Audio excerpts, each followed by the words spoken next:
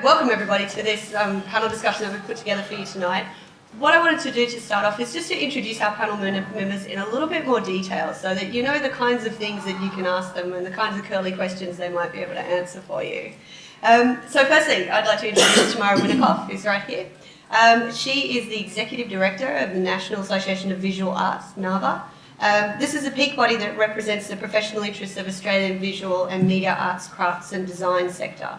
It's been extremely effective in securing policy and legislative change, providing leadership to the sector and professional and career development and training and resources for practitioners.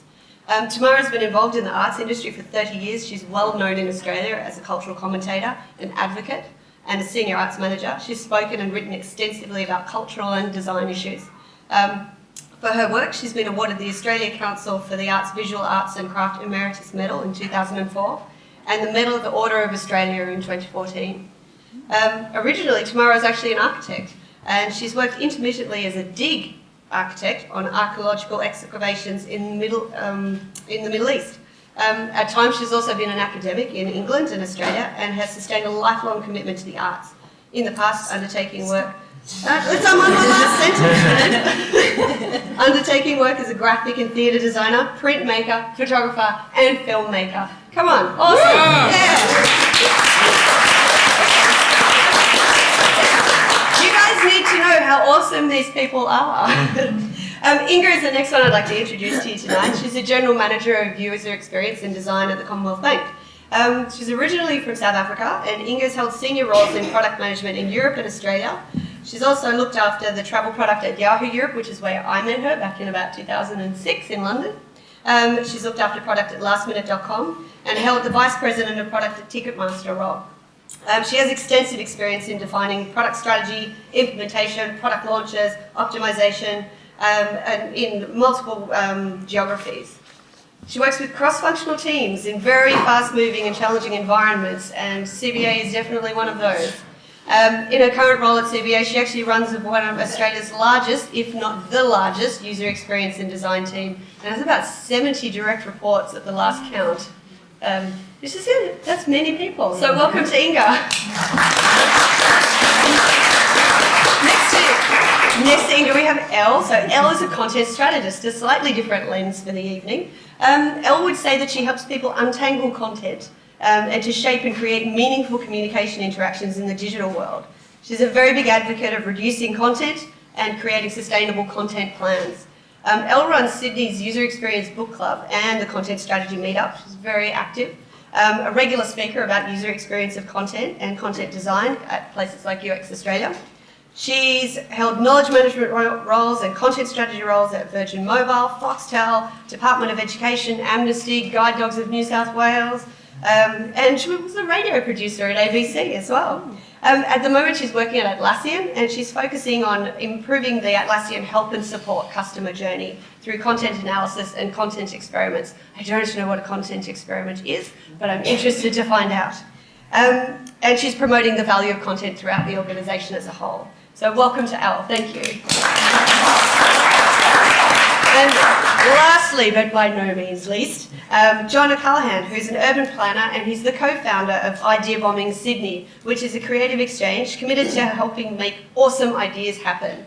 Idea Bombing has been described in many ways, but the best one I found, Idea Bombing combines the best elements of a meet-up or talk series in a pop-up bar atmosphere, enabling engagement in the collection of ideas of how we can make our city better. John's been a lecturer and a tutor both at New South Wales University and University of Western Sydney. He's a strategic planner for councils, and currently he runs his own consultancy specialising in design activation, community engagement and social media. And also on the side he runs Trending City, a collaborative blog about urban trends around the world. So please welcome your panel. So, now that you know a little bit more about everybody who's here to talk to you, let's see what they've got to say. So I'm going to start out easy. People. So, how can design be a catalyst for culture change to encourage innovation in organisations, communities and cities? Who wants to take the first one? I might have a quick response to that. When I think about disruption, there are a couple of examples of organisations that come to mind, like Uber, like Airbnb, like Tesla. And for me, while yes, I would say they are disruptive, there's also a slight whiff about those examples. Clarify whiff. A whiff of something a little bit, not sure that smells quite right. And that maybe there's something quite wrong with that, because like a great perfume, having that slight base note of something a little bit fecund is a good thing. So perhaps in these examples that's also okay. But when I think about examples like GoGet or GetUp, those are examples that kind of resonate further and better with me, because I feel like they're examples that are trying to change the way people behave rather than look at new business models and where that strong economic driver is at the forefront. So thinking about it from the cultural change perspective, Tamara, you see a lot of stuff in the advocacy work that you do around culture, and people talk a lot about culture. How do you think design is a catalyst for culture change? I suppose I think that culture is a catalyst for design change rather than the other way around. Oh, okay. Because I think that what happens when people set themselves the project of extracting themselves from the status quo and accepting the idea that we're making a future that doesn't have to be a replication of the present or even a continuation of the present,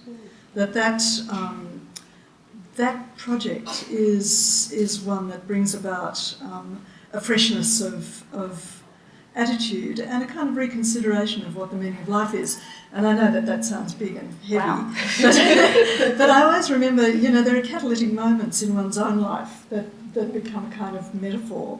And I remember a wonderful man who was, I guess he was an early design thinker, although he didn't call himself that because this was before the words had been invented. But he conducted a workshop and he asked each of us at the workshop, he said, look, I'm going to ask you about what you do, but I'm not going to ask you what your life's, what your profession is, but what is your life's work? And it was such a challenging question, because it then throws you back on having to contemplate your values. And I guess that's the significant cultural question. What do you think is your purpose in a value sense, not just the daily busyness? Who wants to riff off that? Wow. We're done. Your life's purpose. Yeah. I think definitely. Is mine substantially louder than everyone? You're just allowed to. I think that designers have this amazing take on the world, and it's definitely one that's more human. And if we talk about, design thinking being a buzzword, I think we are very affected by buzzwords today in business and in the world. And so we love what we're attracted to as being something new and something funky and something cool and sexy. But the reason why I think designers have a really strong role in being catalysts is around values, around humanity. When you begin a process, you're always talking about something that is about empathy, and you're trying to understand this innate problem.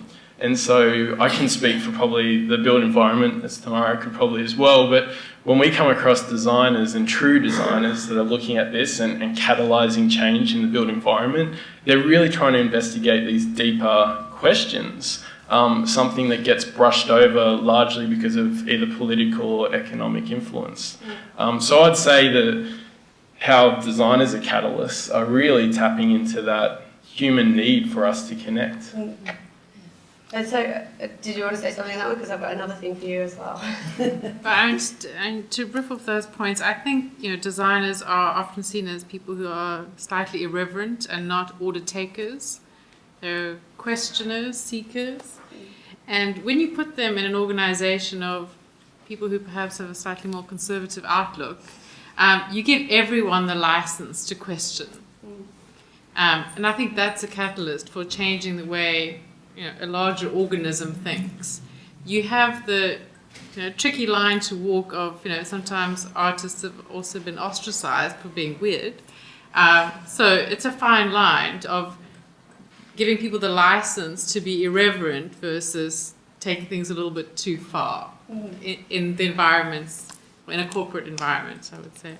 And these are in no way the views of the CBA, they are my own personal views. Does anybody else have a disclaimer they want to put I out? probably should make that disclaimer as well. Well, there's a couple of things that I just want to follow up on there. One is around this idea of the buzzwords and the idea of design thinking, and is design thinking actually even new? Because you're speaking of somebody who was doing something similar before. So my question is, what is your opinion of this design thinking? Because it's being directed to a completely different set of problems, like organisational transformation, defining new markets, designing new experiences, and contributing to corporate strategy as well. So these problems were not traditionally considered within the remit of design.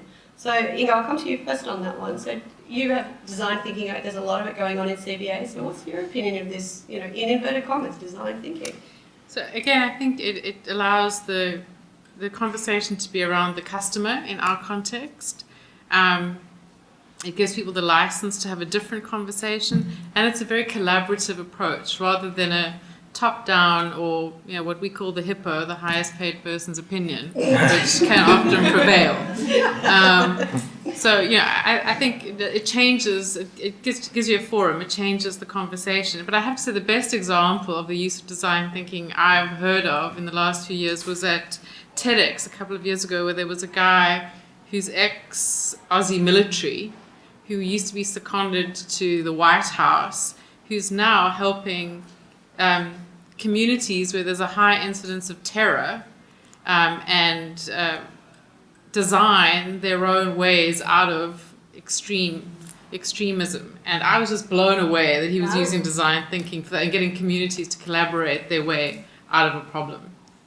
So I don't think there are any boundaries to how you can use it. That certainly illustrated that for me. Yeah, go. Given that you're working at a bank, was design thinking responsible for shifting the priorities of the bank away from shareholders to customers? I think it's a tool for doing that, but I don't think it was. I think we had very senior level endorsement to have a different approach. And we have a few senior executives who really believe we're in service of the Australian community. And I think that changes thinking.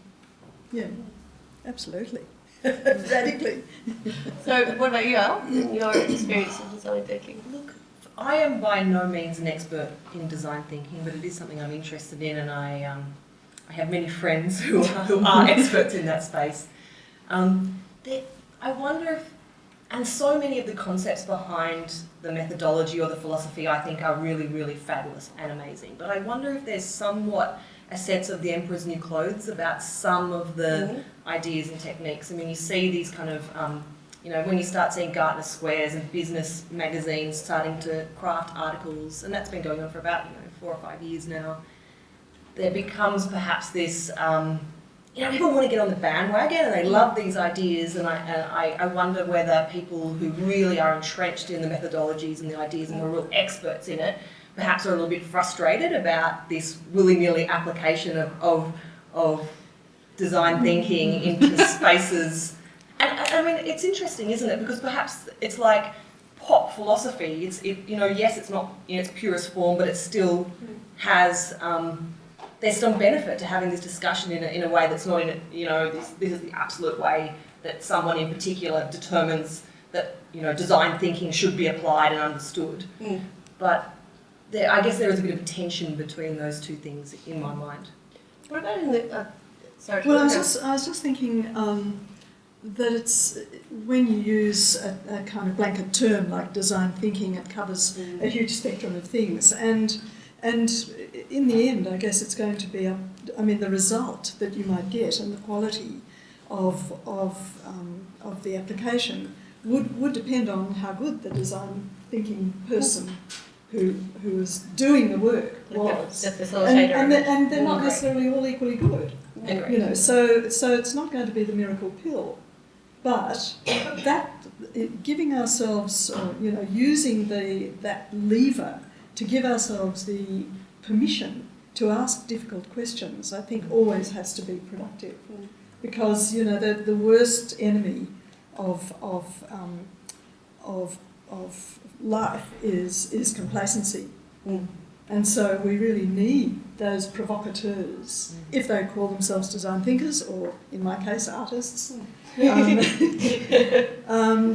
those are the people who have been prepared to take the anarchic path and to identify themselves as non-conformist, and therefore they're allowed to do. They're given permission to do those naughty things. So, John, would you call idea bombing design thinking, or is it a whole different thing? I couldn't go that far. I love design thinking, and as a process, I probably came across it when I started JOC about 3 years ago. Before that, I had no idea design thinking even existed, which is very embarrassing. And it's embarrassing too that I went through university and didn't come across this, I guess, philosophy or this way to look at the world. And so for me, I love any discussion that involves design thinking, even though I know that many people butcher the true meaning of it, and the outcomes aren't obviously as pure as they could be. But when idea bombing is involved, what we tried to do initially was look at and explore these deep issues, but pack it into something that was a little bit based on pop culture. So I was really interested in getting my mates, who are lawyers and doctors and wankers, along to talk about the city and talk about society and how we can make both better. And I was like, guys, come to this talk, it's awesome, blah, blah, blah. No, they didn't come. Guys, come and, hire this documentary and let's sit down and eat popcorn and watch this documentary. And that didn't happen. And in the end, I was like, well, what do they do? What are their behaviours?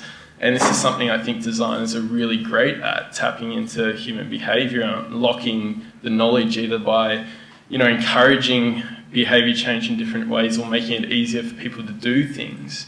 And one thing they do is they do afternoon drinks, evening drinks, after work drinks almost daily. So I was like, dang, that's it. That's idea bombing. Let's do an after drinks pop-up setting and let's make it really quick, still try and make it meaningful, but yeah, package it to attract a different audience. Yeah, so that is building on existing behaviours. That's like the key. So you talked a little bit about how you didn't come across it in university at all. I know that they do. We teach design thinking here now, and in other universities, there's that sort of subject in their design courses. So Queensland College of the Arts, they teach a course called the Design Futures, a Master of Design Futures. And their philosophy is actually that many of the social and environmental catastrophes of the contemporary world have been caused by design. So that we need to better educate our designers. Do you think that is a reasonable statement? Or, what would you say about things being, catastrophes caused by design? I would cite your example. I want to know, what are they talking about? And I like it expressed as poor design rather than design. That's probably just semantics. But are we talking like a dam breaking down? Fukushima, that's a great example. What else? In their course outline, there is no example of how a design catastrophe had occurred. But they posit that educating designers is the right way for us to be better in the future, to have a good design future. Oh, I think I love that question. I think it's fascinating, but I think human nature. John and I were just talking about the design line thing. There's you can educate people as much as you like. You can give them so much insight on how to build a space or a gallery or a bank, but the way people interact and move through that space and our base desires and, whether we're cranky that morning and we remember to press the button, that I think is what makes the disaster happen, not, some designer who hasn't crafted a space properly. Someone designed 80s clothes. Yeah, well, that's a good point, actually. That's a good as the example for this. I guess this is where I think the design thinking, I'm not an expert on design thinking at all, it's a relatively new concept for me too, but if I imagine it in its best form, what I think it has the virtue of doing is not stopping short of asking the critical questions that take you beyond the simple solution that might look glamorous or might give you, fame and authority in the world because you've designed a building that everybody thinks is eccentric. And you then go beyond that and say, well, why are we designing this building? Is a building necessary? What are we actually trying to achieve here? Are we trying to achieve an environment that works for people, or are we trying to achieve something that's an economic hub, or are we trying to achieve something that's iconic, that's going to bring tourists to this city, or the motivation, you need to dig behind that motivation. And I think that the disasters are often caused by accepting a brief at face value and not digging down into interrogating what's the really important question behind what it is that's being asked for. And that can lead to terrible disasters. Isn't it like form versus function? The Millennium Bridge. Beautiful, but not very stable until they went and fixed it. Is that the Wibbly Wobbly Bridge you're talking about there? I would agree as well, and I'd say that those fake designers that are ruining the world and designing all this. No, but I would say, building on what we were talking about before, it's the difference between complicated and complex ideas, perhaps. And looking at something and building a power plant and trying to work out how it is to run is something complicated that can definitely have a designer's input.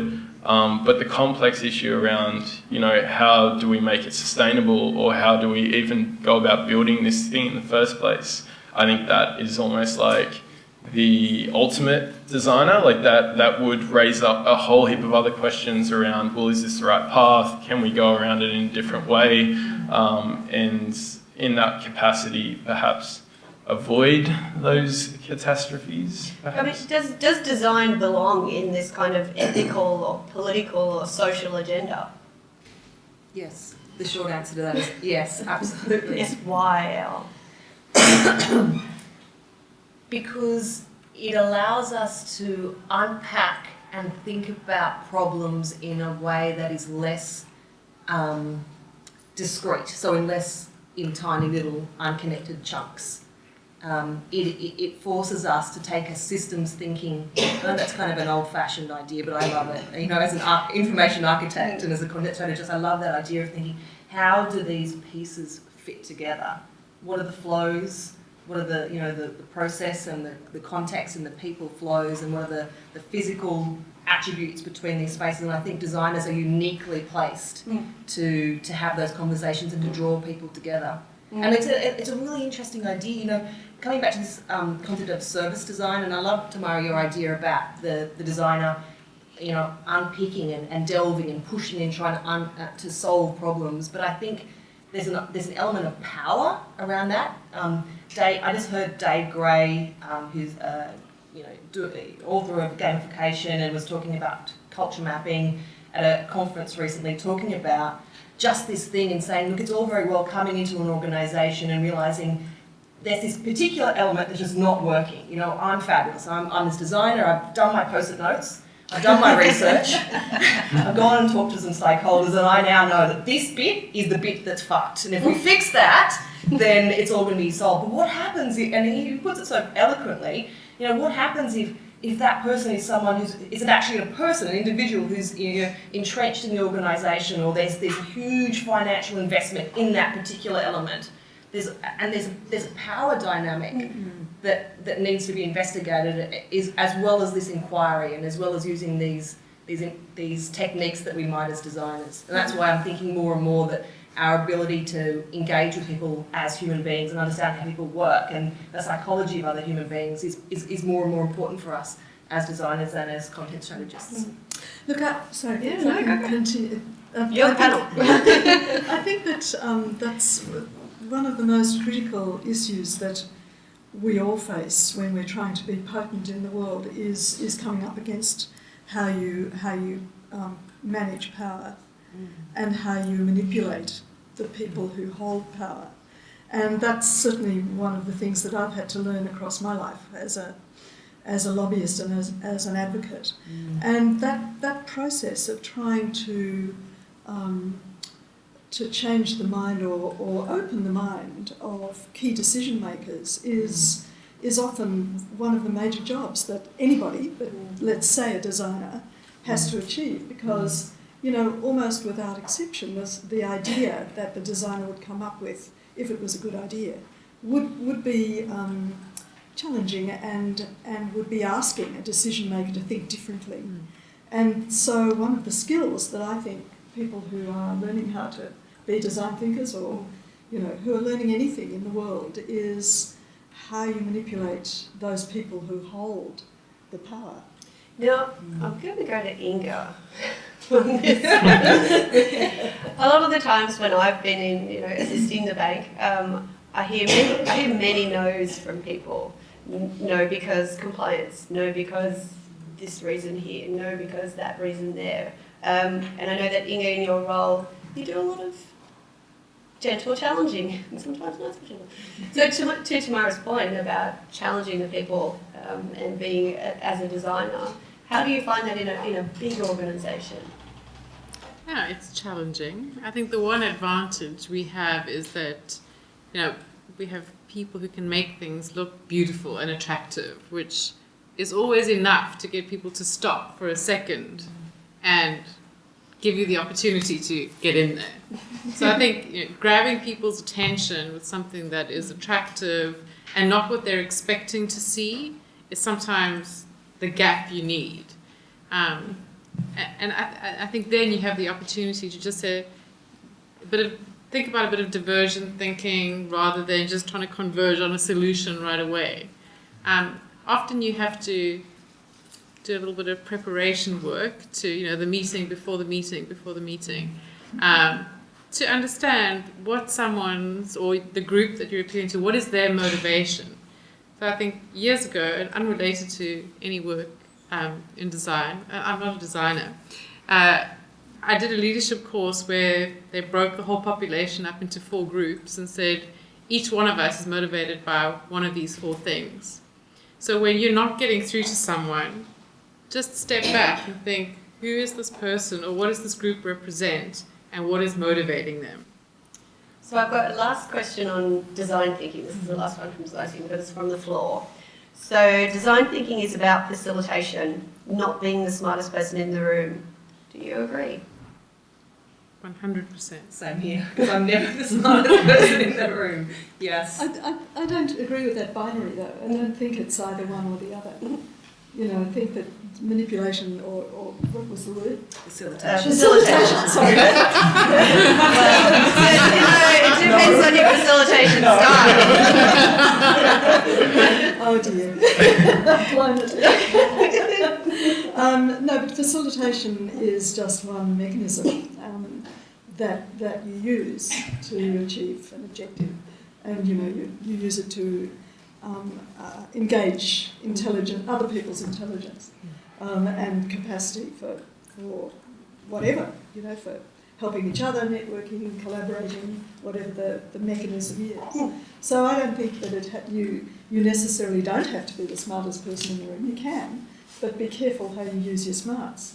Yeah, smarts are dangerous. Look out for that.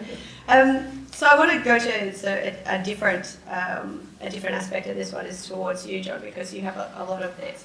So what role does community or creative community have in designing for disruption? Is being part of a creative community something that helps you be disruptive, doesn't help you be disruptive? Can you talk about that for a bit? Yeah, definitely. Like, how many people here are from UCID? Put your hand up. Okay, awesome. And everyone else is from outside, I assume? That's interesting, right? Because that's a community. There's two communities broadly in this one room. Often when I'm dealing with communities in cities, the client or the person with the power is often seeing just one community.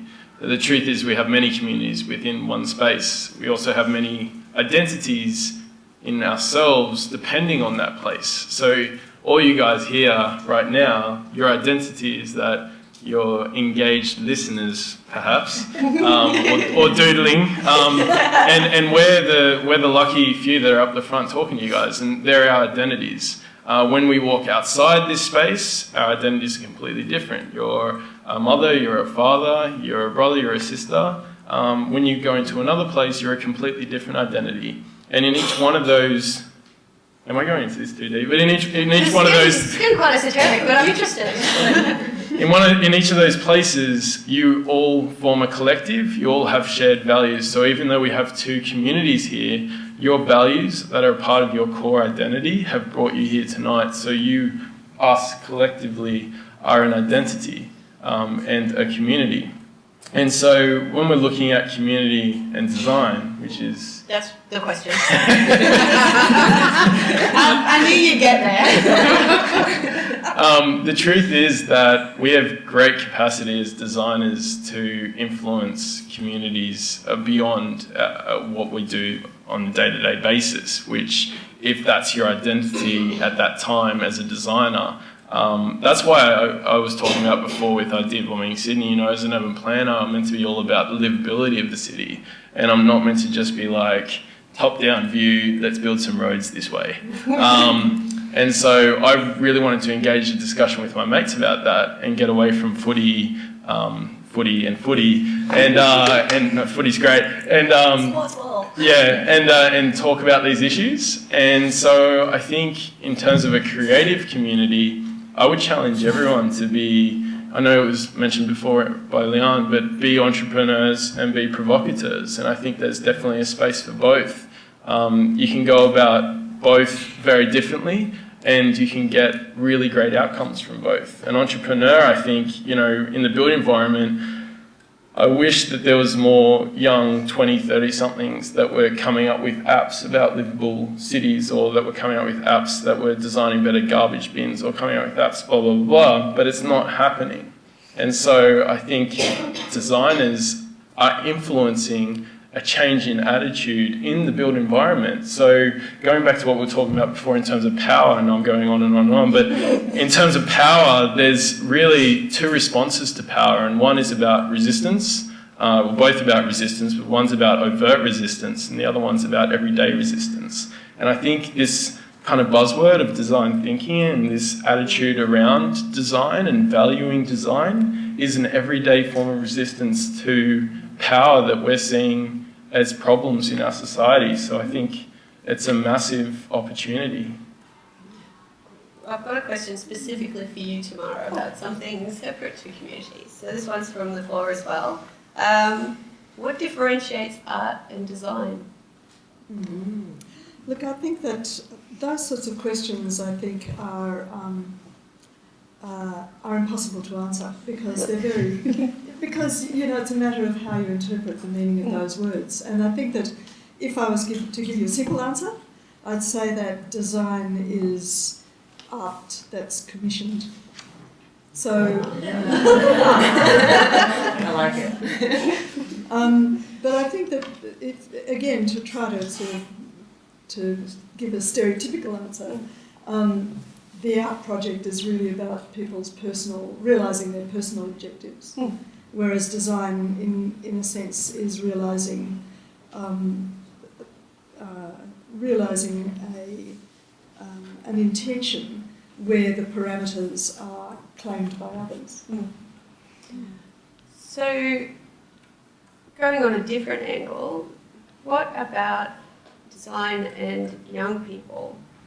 Is there more that we could be doing to help them affect change by showing them what design is and how it can affect their lives?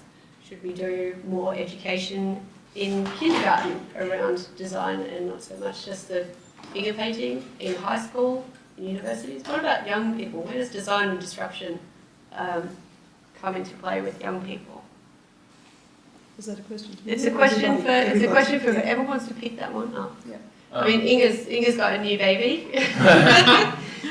That, you know, makes you an authority on young people, in my opinion. This makes me feel sleep deprived. So what would you hope for your daughter? I hope that people don't lose the ability to make things or the desire to make things. I think if you are, as long as you are making, you are not accepting the cookie cutter plastic version of something. I think that you just have to connect synapses in a different way. And that's my slight terror about the digital age and having a digital native baby. Like, she's already very attracted to phones and screens, and can they still make things that aren't? God, how old is she? 2 10 months. 10 months. Like, she gets hysterical when she sees the iPad. It's like, can I give a shout out to Liverpool Boys High? Sure. They're doing, the teachers there are just incredible. I think if we look at some industries that have experienced extreme disruption, probably say technology for sure, sport maybe, but education and health, for instance, are two of the worst industries to change. Why is that? I think the level of bureaucracy perhaps in it, and that amount of power that is exerted on, this is the way we do things, and we can't change, it's too expensive, there's no money, blah, blah, blah. But what I've seen, there's a real shift in education that's super exciting, and it's all based in getting kids to be designers. So instead of going to maths and going through this book that's like this big, kids essentially are working their way back from an answer and working out how that answer got to that place in the first instance. And Liverpool Boys High, they've got some amazing teachers and talk about, this structure of what either inhibits or encourages design. Their teachers are working non-stop, and their whole thing is actually looking at how they can turn their kids into ambassadors for not only their school, but also the wider community. So now their kids are actually working with council, and they're working with development companies to design communities. And that for me is so positive, right? Because it's like, I think kids, definitely they don't know an age before the internet, like most of us in this room, but they're somehow going back to those human values. And it's not a rejection, but they're managing those two worlds a lot better. Why is it just for boys? Liverpool Boys High? Just that boys go to that school. From my perspective, I think the answer is it's a no-brainer. Yes, absolutely, that should be a component, but I think that it's a much more complex problem than that. Or not a problem, but a challenge. Because you think about, well, if we're going to add design, then what about STEM? What about philosophy?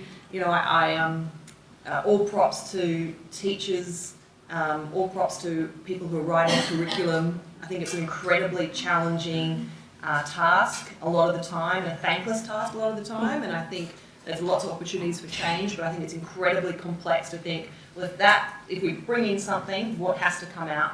And do we have the teaching skills? Do we have the physical resources? Do we have all the other support mechanisms to make that happen? Are you suggesting that to put this kind of design into schools, something would have to be sacrificed from the existing curriculum? Yeah, that's exactly what I'm saying. I think, I think there'll have to be give, and it might, I mean, even if you think about STEM and if you think about trying to teach kids to code in schools, it seems like such a fundamental thing. And one of the reasons it's so problematic is because there aren't enough teachers to be able to support that. And then what does that mean? What subject or what activity does get pushed away so that comes in? But it doesn't have to be an alternative, does it? I mean, design thinking could be applied to all subjects on the curriculum. I love that idea, but I think in reality it would be very challenging for a whole bunch of reasons. That's good. Yeah. It should be. What would be challenging about it, do you think? Well, just going back to what I was saying before about, having the right people, educating the teachers to be able to implement those kind of strategies in a classroom. So, I mean, we've heard from our most senior public servants, Malcolm Turnbull, recently, and I do say he's the most senior of public servants. We have to be in an innovative country. We have to be like, it's not Team Australia anymore, it's Startup Australia. And I think that was something that we were talking about. That, we have to think disruptive and in our corridors of power, such as they are, that's the kind of language that's now being bandied around, and also so much so that Bill Shorten turned up at Tank Stream Labs to, have a look around. So, given that sort of disruptive language is now taking place at those very senior levels, what do you think that impact will be on design, on corporations, on communities, on the arts? I'm encouraged by that. I mean, I saw the ABC had a story today about one of the political parties saying that we really need to get more sharing economy based here in Australia. Mm-hmm. They, saying we want an Australian Uber or the equivalent. And while that's a very surface comment, I am encouraged by the sentiment behind it. Mm. I'm interested to see how that can actually be implemented. But I think the idea that we're thinking that is a positive thing, where I think in the past it might not have seen, there may not even be discussion about it at all, let alone a positive discussion. So I think that is an encouraging thing. Mm. What do you think that means for the arts? Does it have an impact in terms of the advocacy and policy work that you do? Oh, definitely, yes. I mean, I don't know how familiar people in the room are with what's happening in the arts at the moment, but it's a horrible mess. And the fact that there was a change of leader and then a change of arts minister has opened up possibilities again. And we're certainly using his rhetoric, Turnbull's rhetoric, to make the case about why people like those who work in the arts or in design are critical to the country's well-being, both in terms of social well-being and the economy. And using that language allows that kind of conversation. If in the Labor government there was a minister for innovation, there's no minister for innovation in this government, and so it means that, or there was no minister for science, and it almost obliterates that possibility. So I think language, and particularly language that's used by prime ministers, is critically important. And so when you get a prime minister like, say, Gough Whitlam, who none of you will remember, or Paul Keating, who are brave enough to say that the arts matters, or design matters, or the design of cities matters, then all sorts of things are possible. And that leadership role that's played by those very influential people, men in this case, but not necessarily always men, can set the agenda for all sorts of things to happen.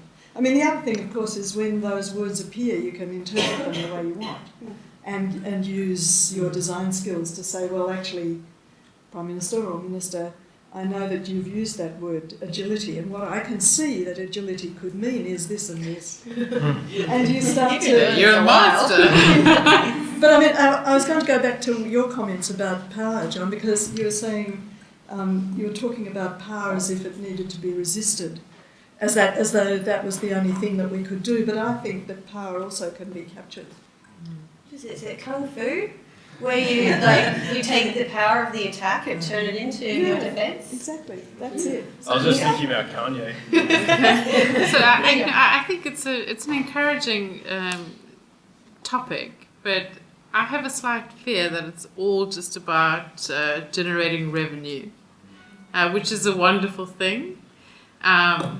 But I love the Winston Churchill quote when he was asked if they were going to cut public spending on the arts, and he said, "Well, what are we fighting for then?" During the Second World War, which and there does need to be a measure of altruism or gambling, if you like. We're going to spend money on the odds. Hey, it may work out, it might not. And I wonder whether the people having that discussion understand that when they talk about startup mentality, a lot of it fails, right? It is gambling. It may pay off. It might just give rise to new ways of doing things. That's encouraging for me. But my fear is it's all about looking for revenue and not exploring the other benefits. So I've got another question in here for the floor, and this one is this will be interesting for the architects among you as well. And in user experience and design thinking, often we're given Lego as the tool by which to explain ourselves.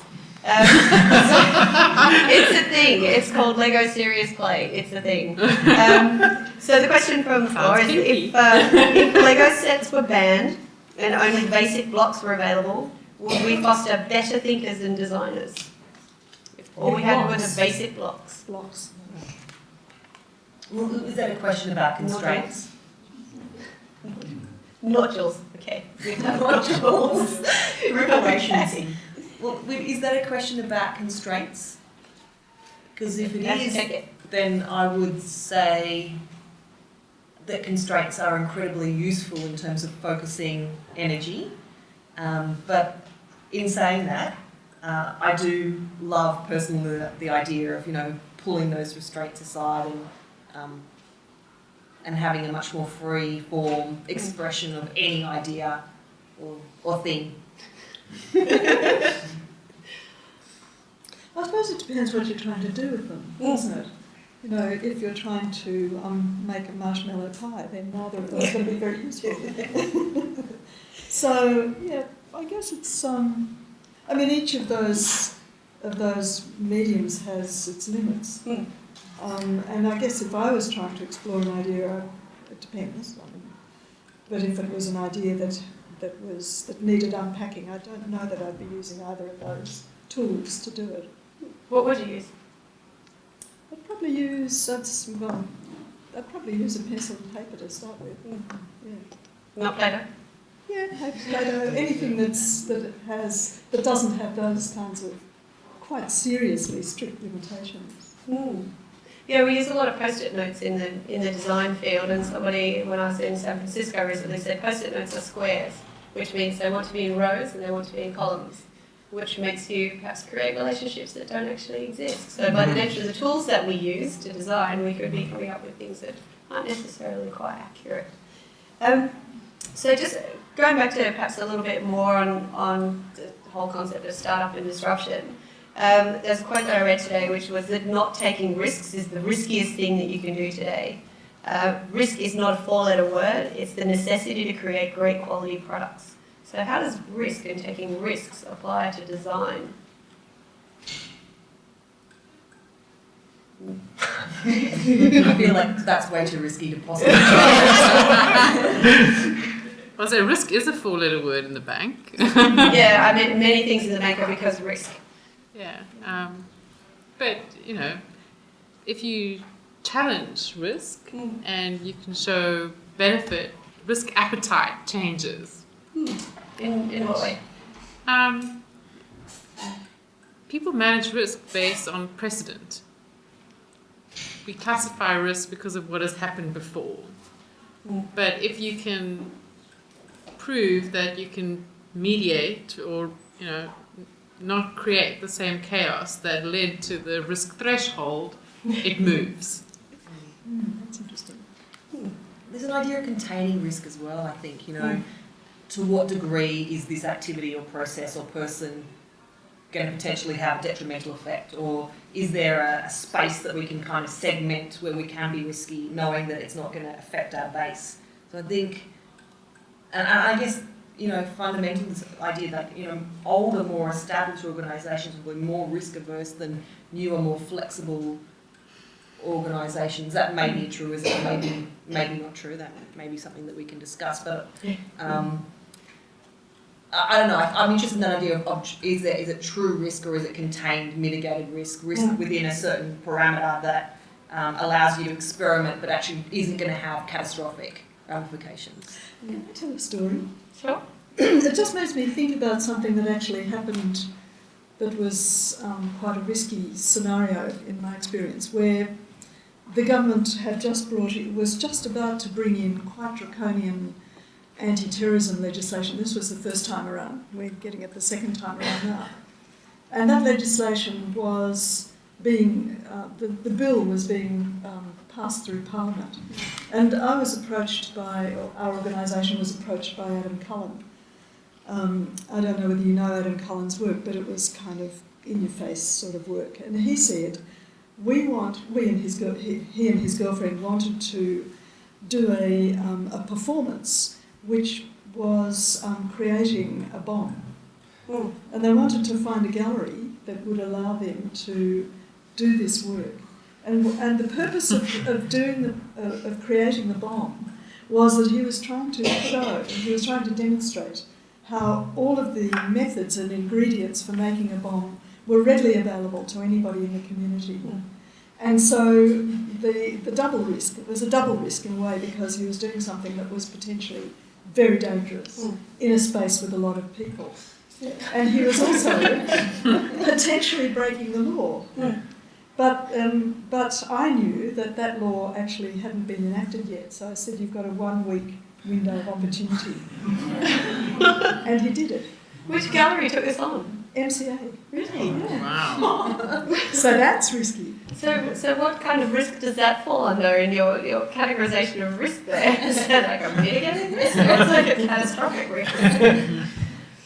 I'm not sure whether I would have personally taken that risk. Not because of the political element, but because of being in the room with the bomb. Well, they got an audience. Well, I bet they got an audience. So there's something that was written by a guy called Michael Berut, and he wrote a book that was called How to Use Graphic Design to Sell Things, Explain Things, Make Things Look Better, Make People Laugh, Make People Cry, and every once in a while change the world. That's a lot of stuff for design to do. Do you think design actually has this wider remit, or is the title just actually being a little sarky?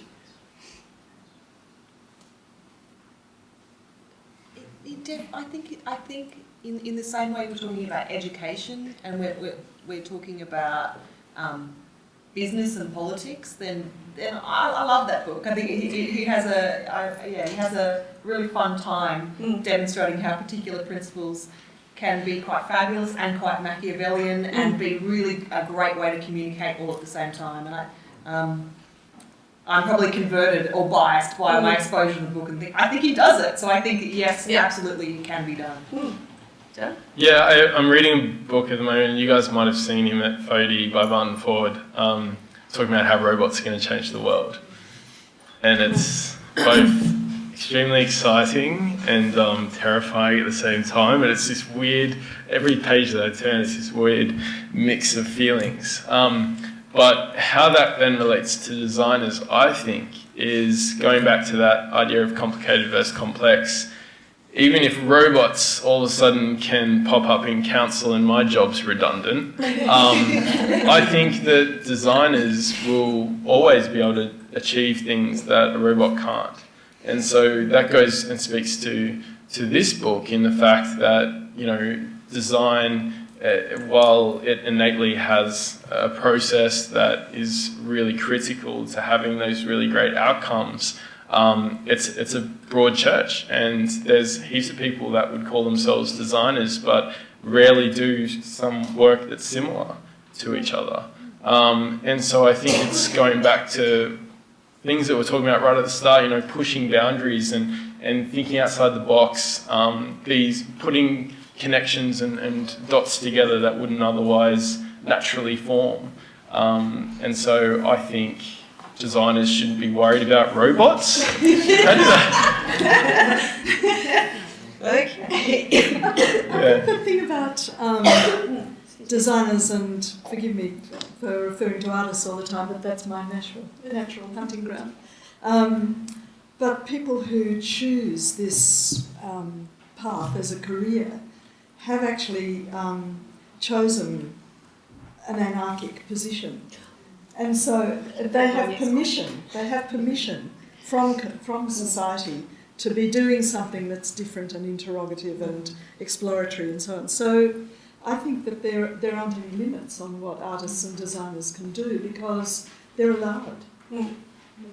Well, CBA they were the first organisation, I think, or the first banking organisation to come out with something for the Apple smartwatch. It was almost like literally the Apple smartwatch got released and CBA had an app ready for the Apple smartwatch. I mean, is this something that you say the wide remit of design allows you to jump on things quite quickly like that? I don't know if that was design related at all. The Apple. I mean, it's always nice to try a new medium to flex your muscles in, but yeah, I don't know.